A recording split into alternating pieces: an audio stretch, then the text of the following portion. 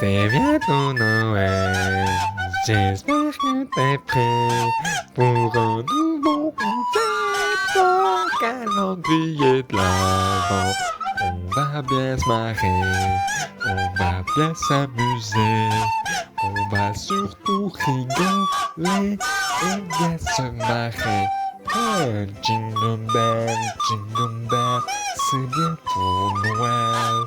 Je fais de l'impro, je sais pas ce que je dis, mais je sens que c'est légendaire. Oh, jingle bells, je suis en roue libre. Ça va être fun et rigolant, nouveau générique. Eh bien, salut à toi Zaknote, ici Machikouli pour une nouvelle vidéo. J'espère que tu vas bien, que tout se passe bien dans ta vie, dans tes lectures, dans ce mois de décembre. On se retrouve aujourd'hui pour la 10e vidéo du calendrier de l'Avent. Alors une vidéo, somme toute, très classique, une vidéo bilan lecture sur le livre de Charles Dickens, Un chant de Noël. Alors, je me suis dit, c'est gentiment la période de Noël, je vais lire un petit truc en rapport avec Noël. Donc ce livre tombait à pic.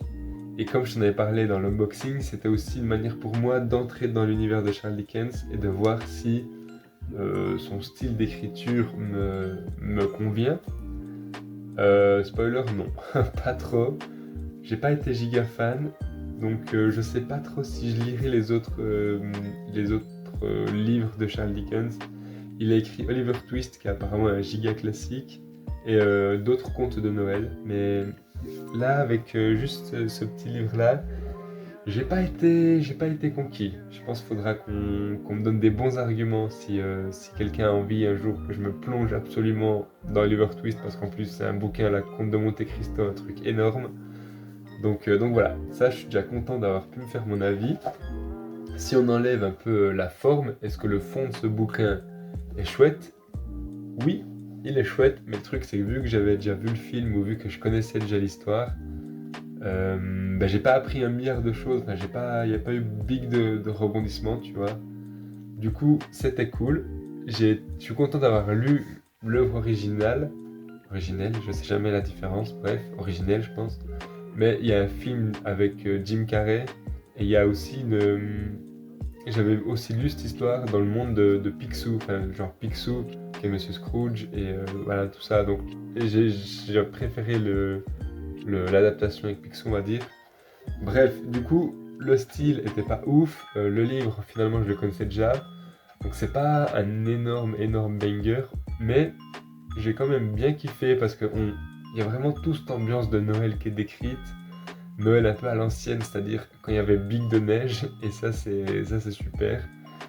Noël chaleureux, Noël partage en famille, et c'est vraiment tout ce que j'aime dans Noël, tu vois, les cadeaux qu'on s'offre, le feu de cheminée, les bons repas, les bons moments passés en famille, entre amis, et vraiment tout l'esprit de Noël y est, et ça j'ai vraiment beaucoup kiffé.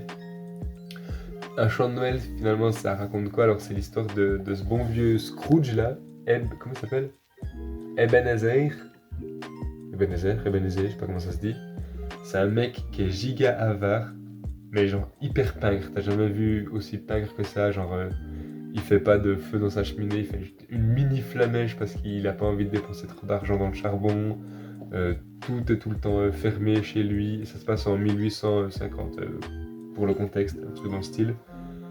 Tout est tout le temps fermé, tout est tout le temps éclairé avec une seule bougie.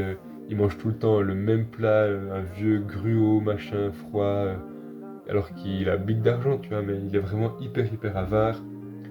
Et au début du roman, t'as des gens qui viennent pour dire: ah oui, c'est bientôt Noël, demain c'est Noël, venez, faites des dons aux pauvres. Et Scrooge, il les remballe en mode cassez-vous, je donne pas de l'argent aux pauvres, ils ont qu'à se démerder.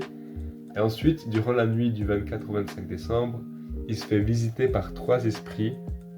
Donc l'esprit du passé, l'esprit du présent et l'esprit du futur. Et chacun de ces 3 esprits lui font voir des choses qui petit à petit va changer son comportement. Et à la fin, il devient giga généreux, il donne de l'argent à tout le monde, enfin bref. Et du coup, c'est assez touchant, je pense. Enfin, je trouve que ça représente vraiment bien l'esprit de Noël de il faut être généreux. Après, un truc que j'ai un peu... que j'ai pas trop aimé, c'est que dans le futur, il voit sa propre mort en fait. Et il voit que personne n'est à son enterrement, tout le monde le déteste, machin et tout. Et du coup, il se dit un peu, je vais devenir généreux pour que les gens m'apprécient. Et pour moi, la générosité, c'est pas ça. Ça te fait pas un truc en attendant quelque chose en retour. Ça, tu le fais parce que ça te fait plaisir, tu vois. Du coup, c'est bien d'être généreux, mais je trouve que le message n'est pas non plus 100%, me correspond pas à 100%. Donc, voilà. Comme j'ai dit, pas un banger, mais je suis content de l'avoir lu. Voilà, on arrive gentiment à la fin de cette vidéo, j'espère qu'elle t'aura plu. N'hésite pas à me donner ton avis dans les commentaires, voir si tu connaissais déjà un peu cette œuvre ou pas du tout. Lâche un petit pouce bleu pour soutenir le calendrier de l'Avent, ça fait toujours plaisir. Et quant à moi, j'ai plus qu'à te souhaiter une bonne fin de journée, de nuit, de soirée. Je te souhaite de bonnes lectures si tu lis, de bons visionnages de films si tu visionnes des films, une bonne vie, voilà en résumé. Et je te dis à demain pour une nouvelle vidéo. Allez, double ciao!